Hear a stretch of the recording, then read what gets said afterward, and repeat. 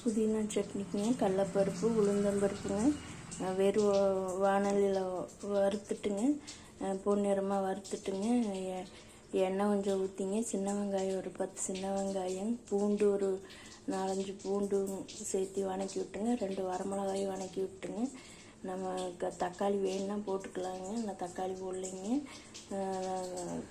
வணக்கிட்டுங்க வரமிளகா 2 போட்டுங்க புதினா கழுவிட்டுங்க சின்னதாக கட் பண்ணிங்க போட்டு கொஞ்சம் உப்பும் போட்டு வணக்கி வச்சுருக்குங்க இது ஆறின முன்னாடி நான் மிக்சியில் கொஞ்சம் நான் வெறும் தண்ணி ஊற்றாம ஃபஸ்ட்டு அரைச்சிட்டுங்க அப்புறம் கொஞ்சம் தண்ணி ஊற்றி அரைச்சிட்டோம்னா நம்ம புதினா சட்னி ரெடி ஆயிரும். வரமிளகாய்க்கு பதிலாக பச்சை மிளகாயும் போடுவாங்க, கொஞ்சம் பொட்டுக்கடலோட போடுவாங்க. நான் அதெல்லாம் எதுவும் போடலைங்க, புளி போட்டிருக்கிறேங்க. நம்ம தக்காளி ஒரு தக்காளி போட்டோம்னா கொஞ்சம் ஒரு 2 கீத்து தேங்காயும் போட்டுக்கலாங்க, அந்த மாதிரியும் அரைச்சிக்கலாங்க.